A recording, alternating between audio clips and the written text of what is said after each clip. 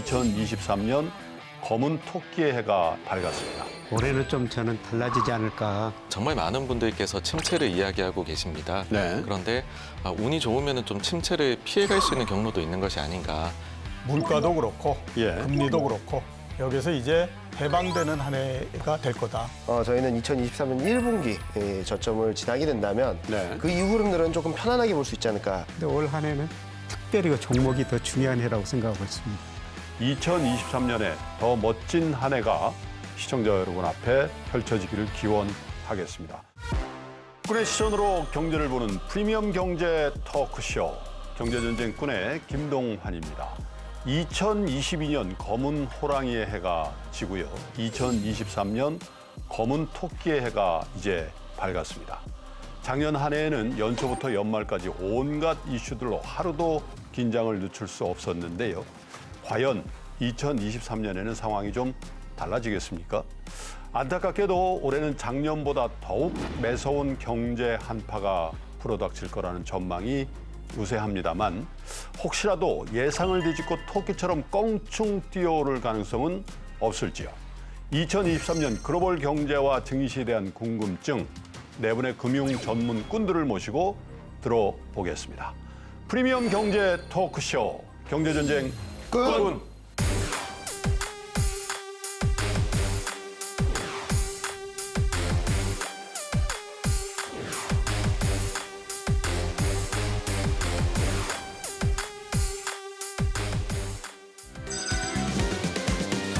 자, 보통 매년 연말이 되면은요, 크리스마스 휴일을 앞두고 산타 랠리를 기대하곤 하는데 2022년은 이 산타 랠리가 그야말로 실종된 한 해였던 것 같습니다. 일각에서는 산타 랠리 대신에 사탄 랠리가 왔다는 말까지 만들어질 정도였는데요.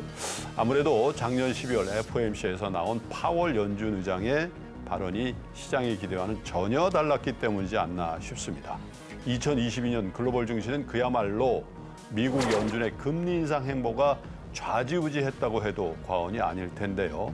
2022년 미 연준과 글로벌 증시의 총정리 한번 네 분의 꾼들께 순서대로 한번 여쭤보겠습니다. 김혜희 교수님 어떻게 보셨습니까? 한 해 동안 고생 많으셨습니다. 예. 작년 한 해 정말 어려웠던 시기였던 것 같습니다. 작년 한 해 내내 미국의 물가 상승, 금리 인상 이런 것들이 주시장을 억눌렀던 것 같습니다. 예. 그러나 올해는 좀 저는 달라지지 않을까 그렇게 생각하고 있습니다. 물가 상승률 낮아지고 금리 인상도 올해 어느 시점에서 멈추리라고 보고 있습니다. 네.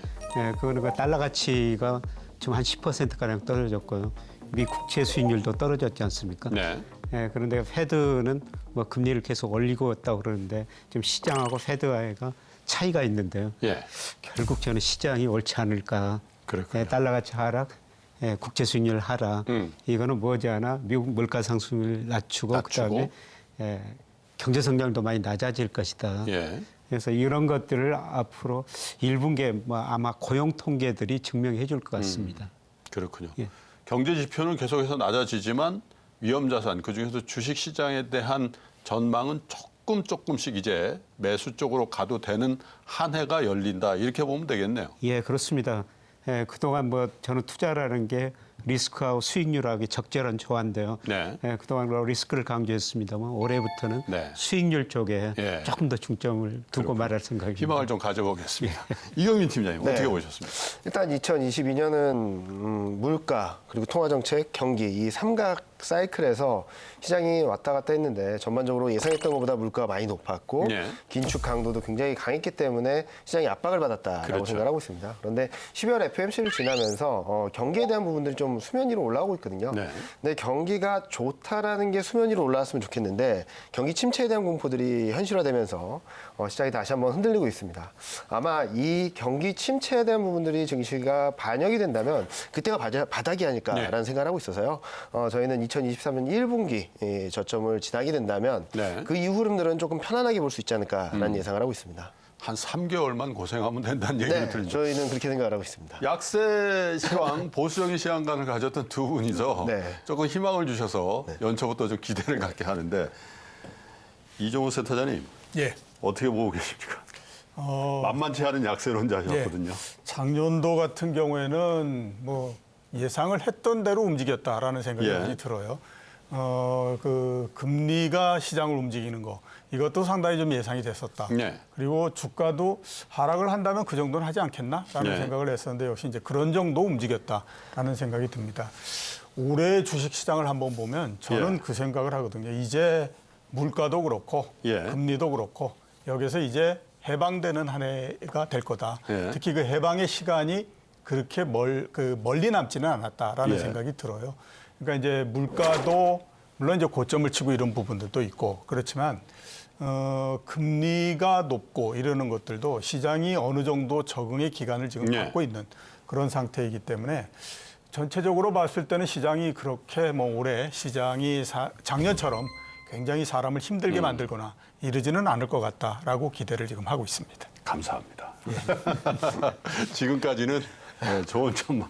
정광우 대표님은 작년 말에 아주 드라마틱하게 강세 시황관으로 전환을 하셔서 시장에서 제일 강한 시황관을 갖고 계셔서 뭐 마음 편안하게 여쭤보겠습니다. 어떻게 보고 계십니까? 네, 사실 앞서 워낙 말씀들을 다 해주셔서 네.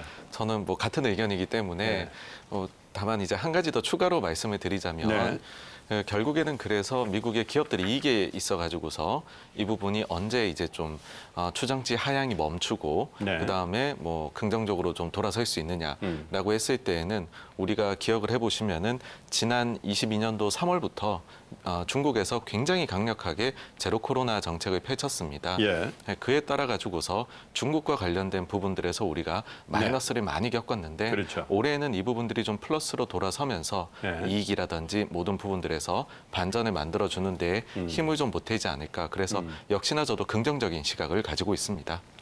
일부러 우리 제작진에서 다 이런 분들만 모신 건 아닌 것 같습니다. 그런데 지금 네 분이 총평을 하신 거는 2020년면 1년 전체를 두고 얘기한 거니까 사실은 이제 12개월이라는 기간이 작년에 얼마나 길었는지 실감하실 수 있잖아요. 그래서 자, 1년간에 대한 대체적인 전망은 비교적 나쁘지 않으신데 그런데 지금 이제 열어가고 있는 이 1월에 사실 우리는요 산타랠리도 없고 사실 썸머랠리도 없다는 얘기를 많이 하는데 딱 한 가지 있다는 게 그래도 제뉴얼 이펙트 1월 효과는 그래도 좀 있는 거 아니냐 이런 기대가 있거든요. 1월 시장 전망 강론으로 좀 들어가 보겠습니다. 이번에 이종우 센터장입니다. 1월 시장에 효과가 있었던 적이 사실상 별로 없죠. 없어요? 그러니까 월가에서 얘기하는 산타랠리 그다음에 또 뭐 썸머랠리 이런 것들도 그동안에 보면 그렇게 현실화됐던 적은 별로 없습니다. 네. 그러니까 물론 어떤 때는 그렇게 오르기도 했었지만 네. 그렇게 안 되는 해도 굉장히 많았었기 그렇죠. 때문에 그건 그냥 우연성이다라고 봐야 될 것 같거든요. 네. 그러면 올해 1월 달에 주식시장은 어떻게 될 거냐 하는 것들을 한번 따져보면 그냥 우리가 캘린더로 2022년 12월 31일, 그다음에 2023년 1월 1일 이렇게 가는 거지. 예. 이게 보면 뭐 중간 사이에 하루 사이에 어떤 큰 변화가 있거나 이러는 건 그렇진 아니거든요. 않죠. 그렇기 때문에 올해 1월 달의 시장도 역시 이제 보면 작년도 12월 달의 시장이 어느 정도는 연장이 된다라고 봐야 되죠. 그리고 올해 전체적으로 시장을 봤을 때에 제가 보는 견해로는 시장이 일정하게 어느 정도의 박스권 내에 이렇게 모여 있을 거다라는 생각이 들거든요. 그리고 작년도 12월 달서부터 올해 1월 달까지는 박스권의 하단이 어디가 될 것인가 하는 거에 대해서 다시 테스트하는 그런 국면으로서 가는데 그 바닥선이 한 2,200포인트 정도 이렇게 된다라고 보면 일단 아무튼 1월 달에 초중반 정도까지는 어느 정도는 더 하락하면서 그거를 확인을 한 번 더 해야 되는 거죠.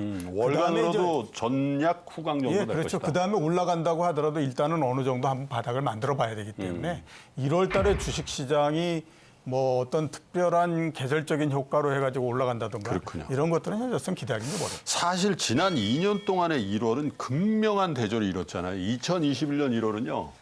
아마 역사상 그렇게 분출했던 장이 있을까. 그죠? 그래서 그런 생각 많이 했거든요. 이 연휴 기간 동안에 쉬고 있다가 그래 열심히 했어. 주식해야지. 그리고 1월 초에 그냥 집중 매수가 들어왔는데 작년 1월 초는요. 오스템 임플란트부터 터지기 시작해가지고 LG 에너지 엔솔부터 해가지고 그냥 미국 주식도 폭락하고 그랬잖아요. 그죠? 올해는 좋았다가 안 좋았다가 좋았으면 좋겠는데 정광우 대표님 어떻게 보세요? 1월 시장. 네, 사실 시장이 뭔가 변곡점에 도달했었을 때에는 중요하지 않은 것이 없는 것 같습니다. 네. 그런데 1월 달에는 일단 뭐 FOMC가 일단 날짜로 봐서는 1월이 아니기 때문에 예. 그렇다라고 하면 조금 더 중요한 거는 실적이 기업들이 다 나오게 됩니다. 과연 정말로 우려하는 것만큼 실적이 안 좋은 것이냐.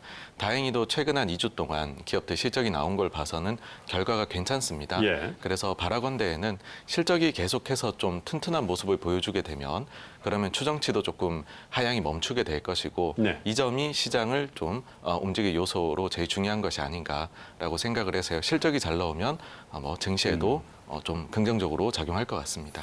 어쨌든 뭐 애널리스트의 실적 전망치를 계속 떨어지고 있습니다만 떨어지는 낙폭은 조금 이제 줄어들 때가 된 거 아닌가 그런 생각들도 좀 있는 것 같은데 그 얘기는 이제 강로 더 들어가서 살펴볼 텐데요.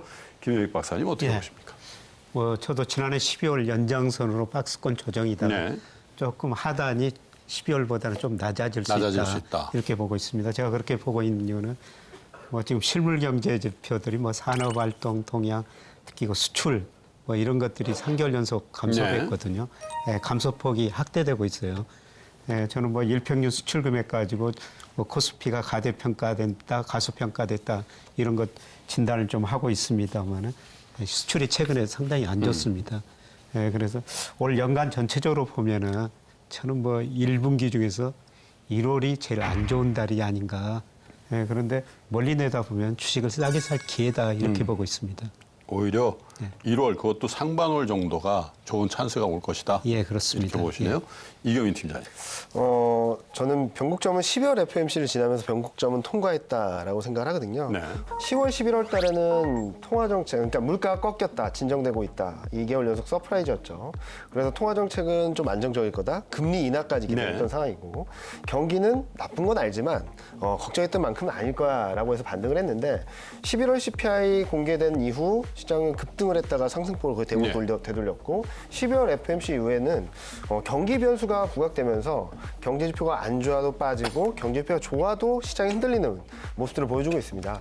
무슨 말씀을 드리냐면 경기가 부각되면 부각될수록 시장 흐름들은 당분간 물가가 높아도 낮아도 통화 정책에 대한 불안감들이 기대감이 너무 컸기 때문에 이 금리 인하 기대가 후퇴하면서 시장은 뭐 한간에 그런 말이 있었죠. 배드 이즈 굿이다. 네. 경제 지표가 안 좋으면은 금리 인하 기대가 올라오면서 좋아진다.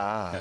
근데 지금 올해 12월 중순부터 시장 흐름들은 배드 이즈 배드고 굿 이즈도 배드인 것 같습니다.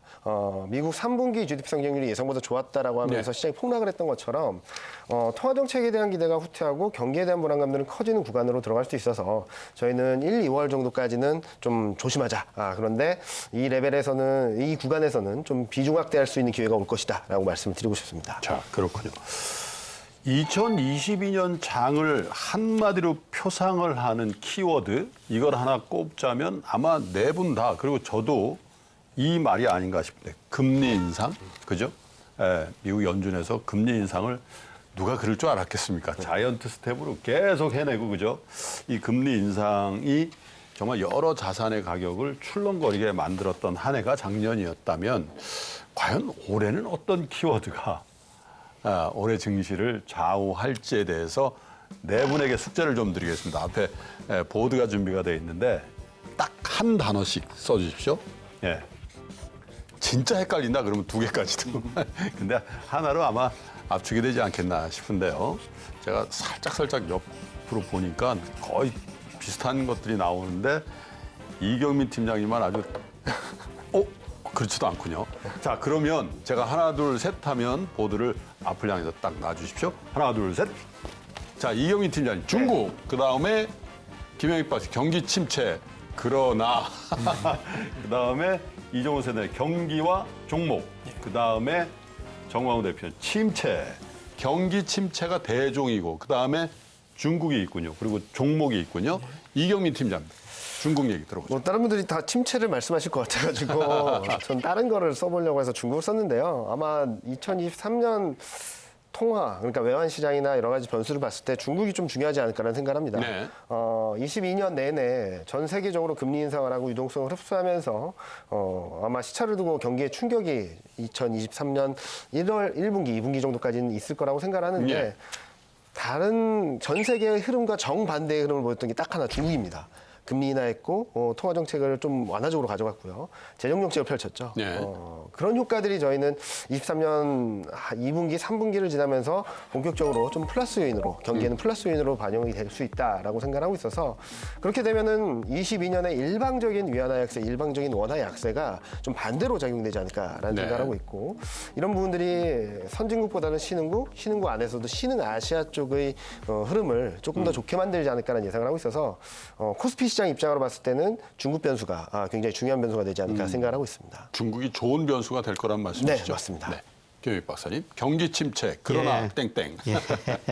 지난해 4분기부터 우리 경제가 전분기 대비 마이너스로 돌아섰을 것 그렇죠. 같습니다. 성장이. 예. 뭐 소비, 투자, 수출 다 보면 그런데요.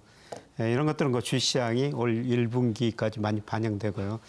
제가 가장 관심을 갖는 게 선행지수예요. 예. 그러니까 2021년 5월부터 선행지수가 정점을 치고 OECD 선행지수 꺾였고요. 우리 선행지수 통계청은 6월 정점을 치고 꺾였거든요. 그런데 저는 그걸 보고 앞으로 주가 흐름도 전망하고 있습니다만은 제가 가지고 있는 모델로 전망해 보면은 내년 상반기 어느 시점에서 구체적으로 올은 불확실하니까 말씀드릴 수가 없습니다만은 선행지수가 돌아서거든요. 네. 그래서 현재의 경기는 나쁘지만은 미래의 경기를 예고해놓은 지표주는 반등할 거라는 겁니다. 자, 그 다음에 이종호 센터장님. 예. 자, 이게 보시는 것처럼 제가 경기 침체라고 하지 않고 그냥 경기라고. 경기 그 이렇게, 자체. 예, 경기 그 자체. 네. 이렇게 했거든요. 이게 왜 제가 경기라고 그냥 요것만 이렇게 했냐면 올해 경기와 관련해서 작년도에 예상했던 걸 보면 굉장히 침체될 거다. 그렇죠. 어마어마한 경기 침체가 오고 네. 그다음에 또 위기가 발생하고 이럴 거다라는 얘기들을 굉장히 많이 지금 하고 있는 그런 네. 상태입니다. 근데 아마 실제적으로 올해의 그 시간이 지나면서 쭉 보면 우리가 예상했던 것보다 그리고 우리가 우려했던 것보다 경기 침체나 이런 부분들이 그렇게 둔하지 않을 거다라는 생각이 좀 듭니다. 자, 그래서 경기 둔화가 우리가 예상했던 것보다 그렇게 둔하지 않다라고 하면 예를 들어서 우리나라 국내 성장률이 내년도 연간으로 따졌을 때 대략 한 0.5% 정도에서부터 1.5% 사이에 그 정도에서 머물 것 같다라는 생각이 들면 그때에서부터는 제 판단으로 그 올해 시장은 매크로에서부터 모두 다 해방이 되는 형태가 될 거다라는 생각이 듭니다. 예. 그때는 뭐 경기라고 하는 것도 힘을 못 쓰는 형태가 되고 물가라는 것도 힘을 못 쓰는 형태가 네. 되고 물가가 힘을 못 쓰다 보면 자연적으로 금리라고 하는 것도 힘을 못 쓰게 되고 그런 형태가 될 가능성이 굉장히 높거든요. 그러면 결국 시장은 어디로서 보이느냐? 그 내부에 있는 종목들로 가지고 이런저런 이슈와 테마 이런 것들이 계속해서 반복되는 형태, 이제 또 순환되는 형태 이런 것들을 가지고 시장이 계속해서 움직이는 그렇군요. 그런 모양이 될 가능성이 굉장히 높거든요. 종목 장세다 예, 이거죠. 그렇기 때문에 예. 제가 올해를 전체적으로 보면 경기하고 종목 이게 아닐까라는 생각이 듭니다. 우리 김영익 박사님이 경기 침체 그러나 이렇게 여운을 남기신 거를 이종호 센터장님이 받으신 거나 마찬가지네요. 그죠? 네, 사실 그렇습니다. 저는 올 한 해는 경기 거시경제 변수보다는 종목 네. 차별화가 아주 심화될 거라고 보고 네. 있고요. 그래서 이 방송에서 산업이나 종목 하시는 분들이 많이 나오셔야지 투자자한테 실제적인 도움을 드릴 것 그러네요. 같습니다. 상승장에서는 그런 분들이 또 빛이 나게 돼 예, 있죠. 예. 정광훈 대표님. 네, 저는 침체를 적었는데요. 네. 사실 앞서도 말씀해 주셨지만 정말 많은 분들께서 침체를 이야기하고 계십니다. 네. 그런데 운이 좋으면 좀 침체를 피해갈 수 있는 경로도 있는 것이 아닌가라는 생각을 합니다. 아무래도 침체에서 제일 중요한 것은 고용일 텐데요. 이번에 고용 시장 자체가 미국 기준으로 봤었을 때 과거하고는 굉장히 차별화된 점이 있습니다. 그래서 이런 점들을 고려를 했었을 때에는 과거와 같이 굉장히 많은 대규모의 실업을 양산하지 않고서도 혹시나 경기가 예를 들면 제일 중요한 게 임금 인상 속도가 좀 많이 누그러지는 것이겠죠. 네. 그런 경로가 분명히 좀 존재하는 것이 아니냐라는 것이 첫째이고요. 네. 그다음에 두 번째의 경우에는 우려했던 것보다는 기업의 이익이 좀 괜찮을 수 있지 않을까 있다라는 부분입니다. 우려했던 것보다는. 예, 과거 우리가 인플레가 굉장히 높게 일어났었던 시기를 뭐 60년대 말부터 80년대 초반을 이야기들을 합니다. 근데 그때 당시를 보시게 되면 저기서 그 빨간색이 이제 인플레이션, 그 다음에 파란색이 S&P 500 기업 이익 증가율입니다. 네. 그렇게 했었을 때 생각보다 인플레가 크게 3번 나왔던 70년대 초, 중반, 그다음에 후반에 봤었을 때 이익의 감소가 그리 크지 않았고요. 그 이후에 이익의 증가가 많이 나옵니다.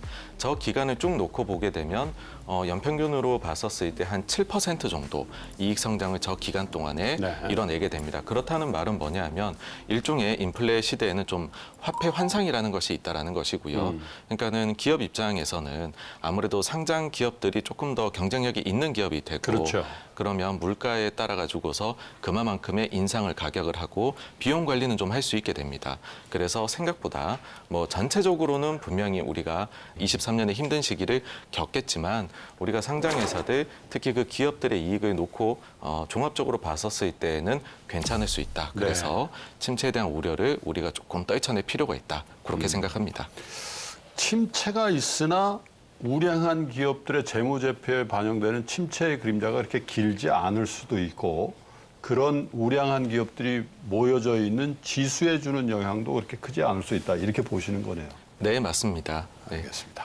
자, 그러면 사실 경기 침체를 만드는 것도 연준 아닙니까? 어쩌면 경기 침체는 의도된 경기 침체일 수도 있죠. 예. 왜냐하면 인플레이션을 잡기 위해서 금리를 저렇게 가열차게 올린 결과가 경기 침체니까 사실 이것도 두 분의 말씀에 맥락과 맞는 것 같아요. 이게 만들어낸 경기 침체니까 위기로 갈 가능성은 크지 않다. 이렇게 보는 시각도 있는데 과연 그렇다면 그 인플레이션을 꺼야 되는 숙제를 가졌던 2022년도에 그런데 연준에서 과연 2023년에는 어떤 정책적 변화가 주어질는지에 대한 전망도 좀 해보겠습니다. 사실 애시당초 물가 상승 2% 목표라는 것 자체가 지금 사실 안 맞는 거 아니라는 그런 논란도 많죠. 그래서 이것도 좀 올려야 된다는 얘기도 나오는데 연준은 어떤 스탠스의 변화를 갖게 될까요? 정광훈 대표님부터.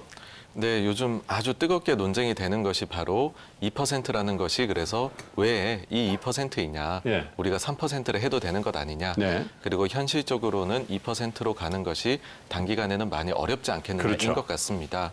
근데 저는 이 논의 자체는 조금 이르다는 생각을 하는데요. 네. 그렇게 보는 이유는 우리가 좀 이례적인 것들도 너무 많이 겪은 소위 말해 좀 전시 상태라는 것입니다.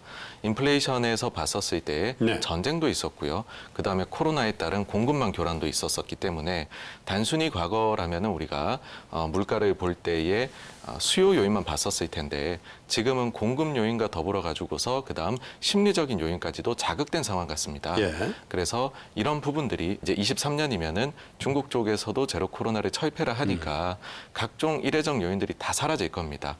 그 이후에 이 허들을 과연 받고 있지 않을지를 저는 좀 판단을 해봐도 늦지 않다 그렇게 생각을 합니다. 그렇군요. 이종호 선생님 어떻게 보시나요? 올해의 상반기 내에 그러니까 제가 생각했을 때 1분기 내에 네. 연준의 금리 인상의 기조는 거의 마무리가 될 거라고 생각이 됩니다. 일단 피크아웃 친다 예, 이거죠? 그렇죠. 0.25%씩 한 번 내지 두 번 정도 하고 나면 그 다음에는 이제 끝을 낼 거다라는 생각이 들거든요. 네. 물론 보면 뭐 그렇다라고 해서 금리를 갑자기 인하한다던가 이런 부분들은 없습니다. 예. 그러니까 상당히 오랜 시간 동안에 걸쳐서 금리는 기준금리는 그냥 5% 정도를 이렇게 그 축으로 해가지고 쭉 옆으로 가는 형태가 될 거고요. 그렇게 되면 이제 시장금리, 미국의 10년물 국채 수익률, 우리나라의 3년물 국채 수익률 이런 것들이 3.5%에서부터 4% 사이에서 이제 쭉 이렇게 갇혀버리는 그런 그 형태가 되겠죠. 네. 자, 그럼 문제가 뭐냐면 이 정도의 금리가 됐을 때 사람들은 과연 어떻게 반응할 것인가 하는 것들입니다. 지금은 워낙 낮은 금리에서부터 작년도에 빠른 속도로서 금리를 인상을 했기 때문에 네. 금리에 대한 충격이 굉장히 크다라고 생각을 해요. 예. 그런데 제가 봤을 때 지금의 미국의 금리를 만약에 한 그 시장 금리가 제가 아까 말씀드렸던 것처럼 3.5에서 4% 정도 그 레인지라면? 있다. 예, 그런 정도라고 하면 지난 100년 사이에서의 금리의 그 수준을 우리가 놓고 볼 때에 이건 상당히 낮은 수준에 있는 그런 그 형태입니다. 그 얘기는 뭐냐면 이 사람들이 적응하기에 따라서 이런 금리에 대한 공포나 이런 것들이 쉽게 가실 수 있다라고 하는 겁니다. 그리고 올해의 상반기 정도는 이렇게 3.5%에서 4% 정도까지 올라간 금리에 대해서 적응을 하는 기간이고 그 적응을 하고 나면 그 다음에는 그렇게 지금의 금리나 이런 것들이 불편하게 생각되지 않는다라고 하는 거예요. 작년도는 너무 낮은 곳에서 올라왔기 때문에 사람들이 그 하는 건데 지금 정도라고 하면 제가 봤을 때는 견디는데 크게 문제는 없을 것 같다라는 생각이 듭니다. 미국의 연준에서 금리를 저렇게 빨리 인상한 결과물이 뭐였습니까, 여러분? 작년에 달러의 폭등세였죠. 우리가 킹달러라는 표현을 썼습니다마는 사실 작년 말부터 이 유럽에서도 그리고 정말 움직이지 않았던 일본 BOJ에서조차도 긴축의 모드를 강화하면서 강달러가 한풀 꺾이는 그런 모습이 나왔단 말이죠. 과연 미국을 제외한 나머지 지역의 긴축에 대한 동참 이런 것들이 2023년 내내 달러의 향배를 어떻게 좌우할지에 대해서 좀 관심거리란 말입니다. 김 교수님 어떻게 보십니까? 예, 뭐 선진국이 2008년 이후에 한율 전쟁을 했었죠. 2020년에도 그랬고요. 미국이 먼저 시작했고 그다음에 일본으로 갔다가 유럽 중앙은행에 갔다가 그런데 저렇게 돈을 많이 풀어놓으니까 결국 물가가 오르니까 이제 역한율 전쟁을 시작하고 있는 거죠. 그래서 미국이 먼저 금리 인상하고 통화 긴축하고 유럽 중앙은행도 금리 올리고 일본마저 여기에 동참하고 있는 거거든요. 저는 이걸 한율 측면에서 보면은 달러 가치가 너무 가대평가됐다. 저는 가대평가 정도를 국제결제은행에서 매월 실질 실효환율이라는 걸 발표하거든요. 그게 보니까 작년 11월 달에 달러 가치가 32%나 가대평가됐어요. 시간이 갈수록 가대평가 정도는 해소돼야 된다는 거죠. 그리고 달러 지수가 뭐 한때 115까지 갔다가 뭐 104 안팎에서도 움직이고 있습니다만은 뭐 115 그거를 정점으로 이제 하락 추세로 전환됐다. 더 빠질 거다. 그리고 앞으로 2, 3년에 걸쳐 가지고 그 가대평가된 32%가 해소될 것이다. 그러면 나머지 통화는 상대적으로 오르는데 제일 그 저평가된 통화가 일본 경제 어렵기는 어려운데 그걸 고려하더라도 엔화다. 42% 정도 엔화가 저평가됐거든요. 그게 어느 정도 제자리를 찾아가는 과정이 전개될 텐데 일본이 뭐 금리 일드 커브 컨트롤 그 상한선을 약간 올리면서 이제 시작됐다 그렇게 보고 있습니다. 금리도 올릴 수 있다고 보십니까, 일본? 시간은 좀 걸릴 것 같습니다. 시간은 좀 금리는 걸릴 올리기.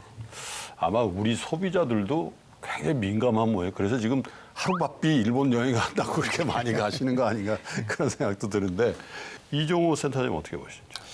일본이 그 일드 커브 컨트롤에 들어간 거는 어떻게 보면 당연하다라는 생각이 들어요. 왜냐하면 작년도 11월 달에 일본의 물가 상승률이 3.6% 그러니까 처음 본 것 같습니다. 어마어마하게 높은 수준이죠. 일본 그 기준으로 했을 때.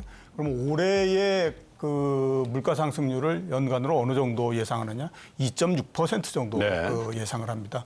그렇게 되면 일본 정부가 그동안에 얘기했던 2%를 넘으면이라고 하는 것들을 모두 다 충족시킨 상태잖아요. 그런 상태에서 아무런 정책을 내놓지 않을 거다라고 생각하면 그게 좀 이상하다라고 봐야 되죠.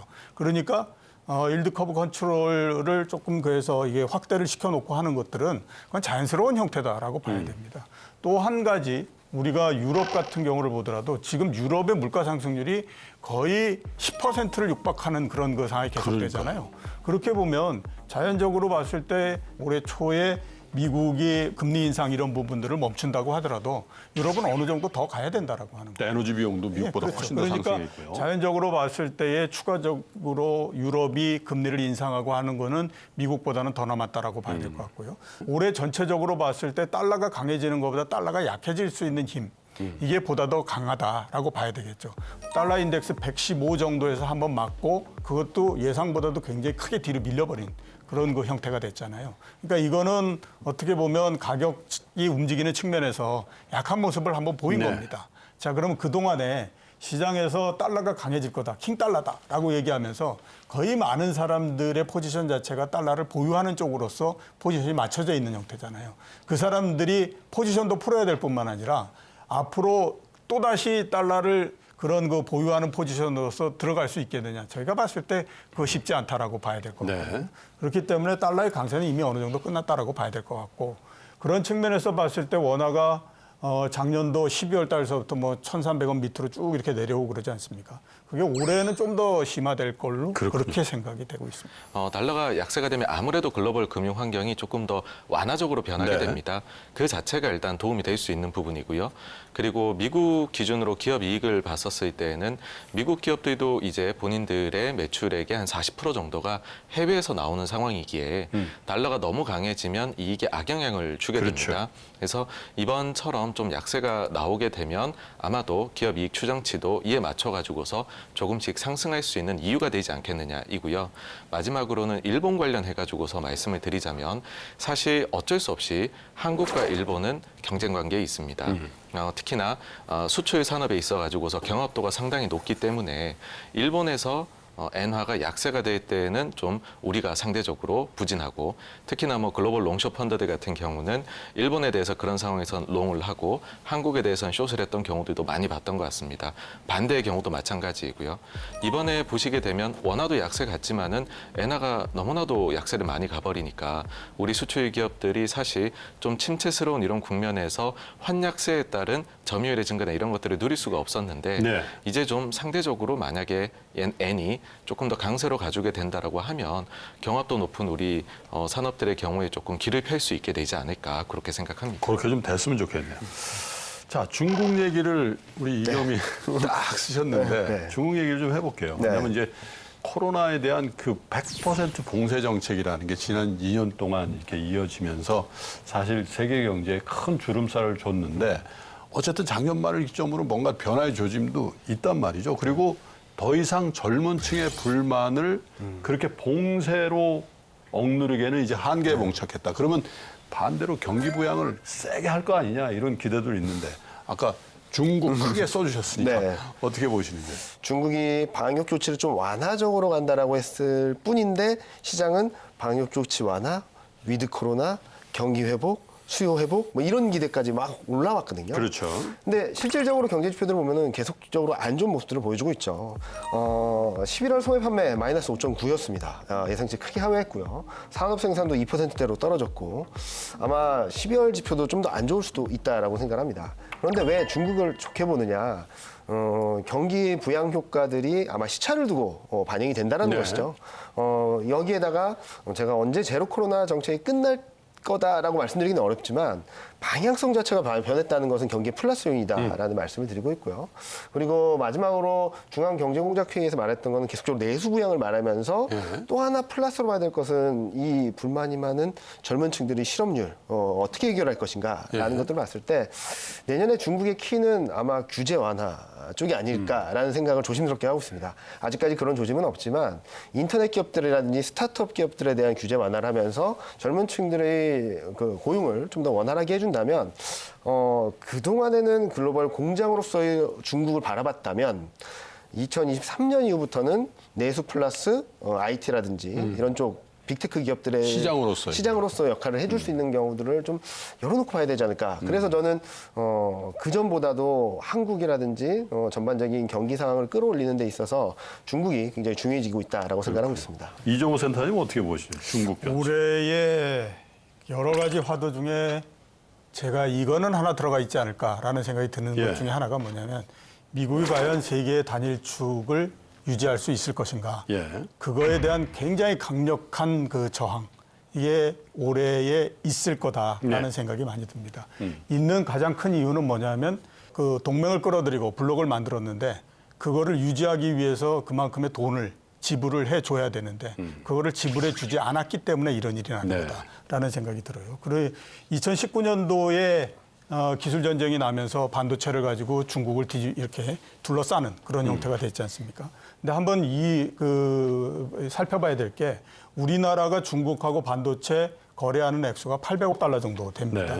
대만이 1200억 달러 정도가 되고요. 그다음에 아시안 내에 있는 국가들이 900억 달러 정도 됩니다. 일본이 250억 달러 정도 되고 그러면 미국하고 중국 사이에 반도체 거래는 어느 정도 될까? 120억 달러 정도 되거든요. 그러니까 블록을 쌓아놓고 그쪽에 못 들어가게 어쩌고 저쩌고 막 하게 되면 실제적으로 미국에 있는 기업들이나 이런 데가 입는 타격은 그렇게 크지 않다라고 네, 합니다. 그렇겠네요. 죽어나는 거는 이제 대만, 그다음에 한국, 아시안 이런 곳에 있는 쪽은 이제 굉장히 어려워지죠.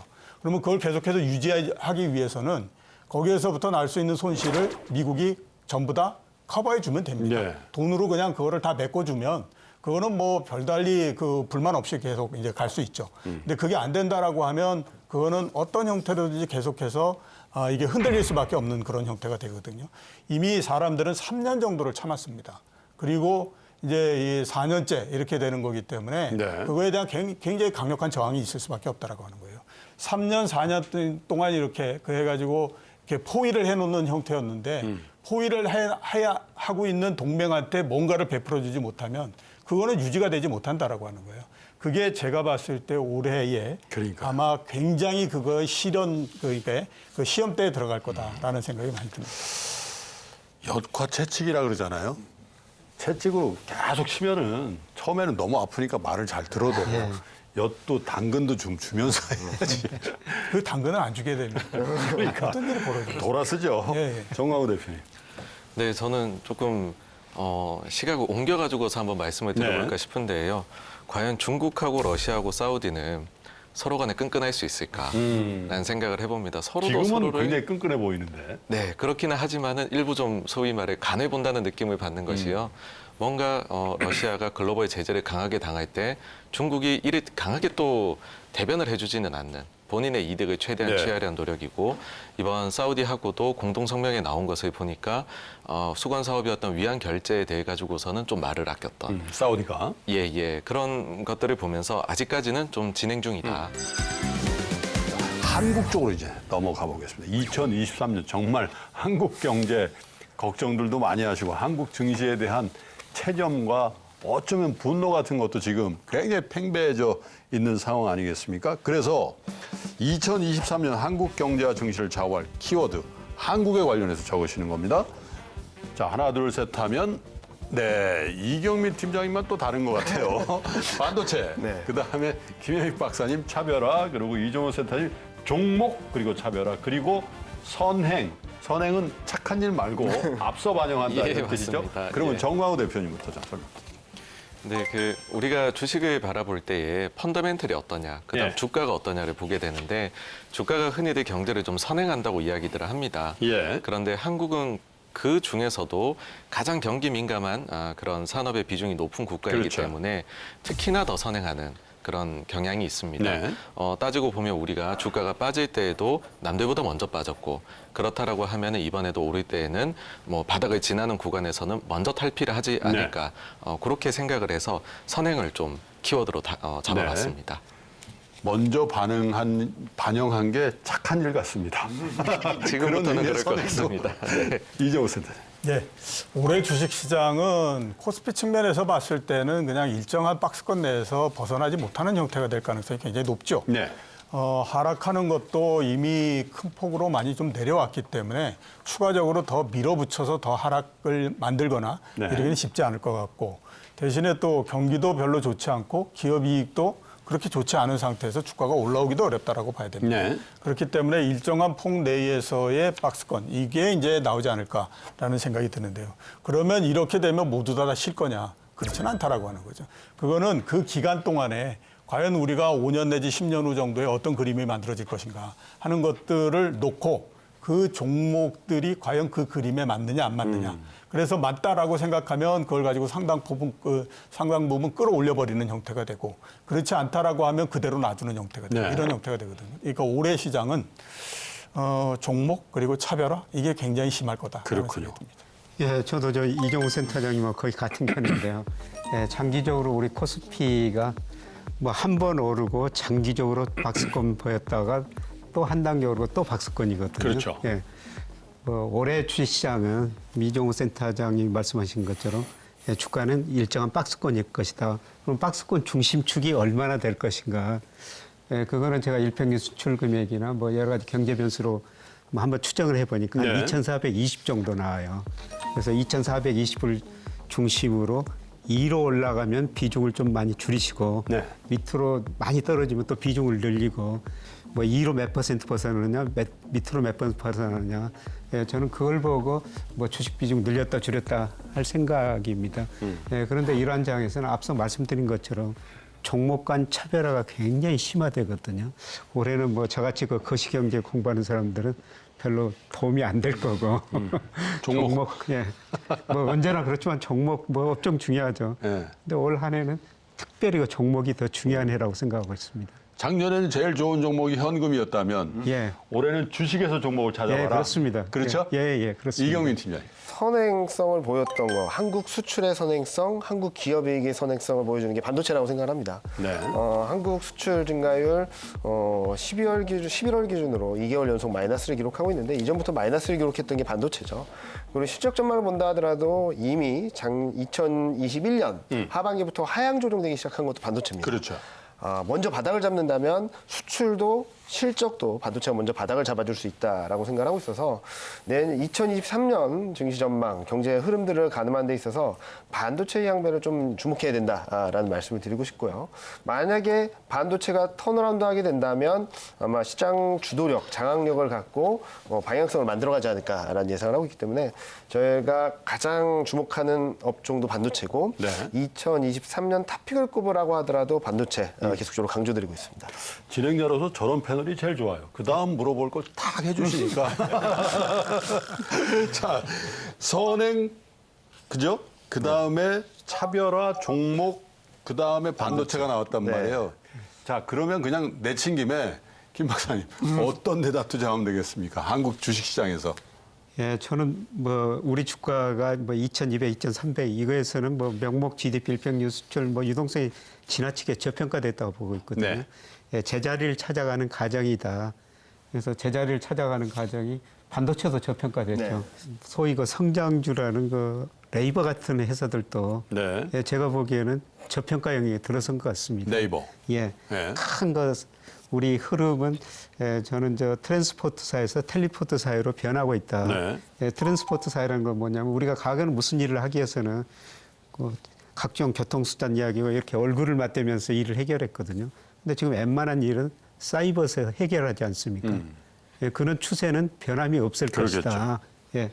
그래서 그런 주식들이 그런 추세를 강조하다가 지나치게 거품이 발생했는데 지금은 거의 다 붕괴됐다는 겁니다. 저평가됐다는 겁니다. 네. 예, 그런 것들이 이런 추세를 따라서 다시 성장할 것이다. 그렇게 지금 보고 있습니다. 다시 IT 대표주를 한번 볼 때다. 예, 그렇습니다. 네. 이종호 센터님. 시장에서 어떤 종목을 선택할 거냐, 특히 올해처럼 일정하게 이렇게 갇혀져 있는 상태에서 예. 그때는 세상의 흐름이 과연 이게 계속해서 어떤 쪽으로서 유지되느냐 하는 쪽으로서 가는 것이 가장 바람직하다고 흐름. 봐야 되거든요. 예. 예. 그런 측면에서 봤을 때 저는 2차 전지 한번 생각해 볼 필요가 2차 전지. 있다라는 생각이 듭니다. 작년도 말서부터 2차 전지 주식들이 좀 많이 떨어졌죠. 예. 테슬라 주가가 떨어진 것도 있었고 그다음에 2차 전지들의 주가가 오르면서 밸류에이션이 굉장히 높아졌다라고 그렇죠. 하는 측면도 있었고 뭐 이렇습니다. 어떤 종목이든지 항상 사람들의 꿈이 들어가기 때문에 순간적으로는 또 밸류에이션이 굉장히 높아져서 부담이 생기고 이러는 것들은 늘상 벌어지는 일이거든요. 근데 그거를 어느 정도 회복을 하고 그다음에 또 다음 단계를 넘어가느냐 하는 네. 것들은 이게 세상을 바꿀 수 있는 그런 힘을 갖고 있느냐 없느냐 이거를 보면서 네. 가야 되는 거거든요. 그런 측면에서 봤을 때 2차 전지는 나쁘지 않다라고. 조정받은 저는 2차 전지다. 예, 그렇죠. 그렇게 생각하기 때문에 저는 그게 낫다라고. 하긴 굉장히 막 끝도 없이 오를 것 같더니 또 작년 말쯤에는 또 굉장히 막 낙폭을 보였단 말이에요. 그런 예. 측면에서 살아있는 테마로서의 2차 전지를 주목하자 이렇게 말. 정광훈 대표님. 네, 저도 이제 두 가지 말씀을 드리고 싶은데요. 네. 첫째로는 반도체입니다. 반도체의 경우에 많은 분들께서 한 2분기 정도가 업황은 최바닥을 지나지 네. 않겠느냐이면 과거 평균적으로 한 개에서 한 2개 분기 정도 선행해서 예. 주가가 먼저 반응을 했던 사례들이 있기 때문에 뭐 거기에 지금 그걸 충족할 수 있는 시기가 아닌가 싶고요. 특히나 반도체 쪽이 재고에 대한 우려가 굉장히 높기는 하지만 계속해서 생산은 마이너스, 그다음에 재고 증가율 자체는 빠르게 내려오고 있습니다. 그래서 우려하는 재고에 대한 부분도 조금은 내려가지 않을까이고요. 다른 쪽으로는 그 크레딧에 대한 우려들이 굉장히 컸었던 것 같아요. 그러니까 22년도 한 4분기 정도부터 해가지고서 부도가 날 것 같은 그런 것들을 생각을 했는데 네. 그 위험이 조금씩 줄어들면서 여러 조치들이 나오면서 줄어들면서 금융주들도 힘을 금융주. 이제 최악의 국면 지나고 있을 때에는 힘을 쓸 수 있는 시기가 아닌가 생각을 합니다. 하긴 증권회사가 뭐 몇 개 뭐 위험하다 이런 얘기가 나오는데 금융주들이 더 이상 안 빠지고 있는 것도 좀 시사점이 있는 것 같더군요. 구조조정의 칼바람이 여의도를 막 그죠? 어목하게 만들고 그런다는데 증권주들은 딱 그 시점에 딱 이제 지지선을 만들고 다시 좀 거래가 좀 되는 것 같기도 하고 물론 이제 금융 위기 혹은 어떤 이벤트들이 있을 개연성이 있기 때문에 섣불리 말씀드리긴 그렇습니다만은 역발상으로 금융주도 한번 보자. 하기야 은행은 뭐 사실 금리 그죠? 이 상승기에 예대 마진이 더 늘어날 테니까 금융지주 주식들도 한번 보시면 좋을 것 같습니다. 사실은 2022년에 이제 끝자락을 저희가 넘어오면서 2023년에 사실 굉장히 힘든 입장이지만 그래도 주식 투자자 여러분들이 희망을 갖고 검은 토끼의 한 해를 이제 시작하게 됐는데 만만치는 않을 것 같습니다. 그럼에도 불구하고 우리 네 분의 경제 전문 꾼들께서 올 한 해 이거는 여러분 꼭 좀 지키십시오. 혹은 올 한 해 여러분 이것만큼 조심하십시오 하는 애정어린 우리 시청자들에 대한 이 조언을 좀 마지막으로 들어보도록 하겠습니다. 이경민 팀장부터 하실까요? 2023년 1분기까지는 좀 기다리자. 네. 충분히 싸게 살 기회가 올 테니까 너무 서두르지 말자. 네. 올라간다고 흥분하지 말고 급락한다고 따라서 막 저가 매수하려고 하는 것보다도 확인을 하고 대응해도 충분히 싸게 살 수 있는 기회가 올 거라고 생각합니다. 그 기회를 적극적으로 활용하시고 저희가 생각하기에는 23년에는 샀다 팔았다 하는 그림보다는 좀 좋은 업종, 좋은 종목, 앞으로 네. 턴어라운드를 이끌어갈 뭐 반도체라든지 앞서 말씀해 주신 2차 전지라든지 인터넷이라든지 이런 종목들을 잘 모아가시고 잘 지켜내신다면 23년, 24년까지도 네. 좀 높은 수익률을 거두실 수 있지 않을까라는 생각을 하니까 23년 1분기를 적극적으로 활용하자라는 말씀을 드리고 싶습니다. 1분기가 중요하네요. 네, 맞습니다. 김 박사님. 뭐 저도 시기는 거의 비슷합니다. 그런데 그동안 제가 뭐 주가가 좀 가대평가됐기 때문에 리스크 예. 관리를 하자. 그런데 올해부터는 수익률에 더 신경을 쓰자. 그 수익은 종목 간 차별화해서 올 것이다. 올해는 그 종목을 좀 많이 공부하시면요. 정말 좋은 기회가 많이 있을 거라고 생각하고 있습니다. 이종훈 세대. 두 가지로 한번 우리가 볼 수 있죠. 하나는 주식시장이 박스권 내에 있을 거다 없을 거다. 만약에 그거에 대한 자기의 생각이 확고하지 않으면요. 주가가 박스권의 상단에 올라갔을 때 주식을 삽니다. 그죠? 하단에 팔게 되겠죠. 예, 그리고 하단에 팔게 되겠죠. 네. 그렇기 때문에 굉장히 괴로운 그 상황이 됩니다. 두 번째 종목 보면 앞에서 말씀드렸던 것처럼 종목의 변동이 굉장히 심하거든요. 이게 진짜 맞구나. 이래서 오른 데서 잘못 사게 되면 그 다음에 또 굉장히 괴로워집니다. 그렇기 때문에 지금 가장 중요한 거는 원칙을 정해라. 내가 1년 동안에 어떤 형태로서 투자하겠다라고 하는 것에 대한 원칙을 확실하게 정하면 최소한 공금리 정도의 수익을 내는 데는 문제가 없을 거다라는 말씀을 드리고 싶습니다. 정광훈 대표님. 네, 저는 주주가치 증대에 적극 좀 동참을 하자라는 말씀을 드리고 싶습니다. 사실 이제 얼마 지나지 않으면 보통 3월 중순 정도에 기업들이 주주총회를 열게 되는데 실제로는 내가 가지고 있는 주식수는 너무 적은데 이걸 가지고서 표현하는 게 맞을까 또 관심을 조금 덜 가지시거나 이런 부분도 있는데 절대 그러지 마시고요. 사실 이렇게 불확실성이 클 때에는 뭔가 주주 이제 환원을 좀 많이 해주는 것들이 든든한 투자자 입장에서는 안전판이 되고요. 또 추가적으로는 이제 최근에 보시면 아시겠지만은 행동주의 펀드들이 성과를 거두는 것이 한국에서도 늘어나고 있습니다. 그리고 그 부분이 23년에도 나오게 된다면 주총이 열리기 6주 전까지는 그거에 대한 레터를 보내야 되거든요. 그렇다라고 하면 1월 말이나 2월 초부터 아마 이제 신문지상이나 미디어에 많이 나오게 될 것입니다.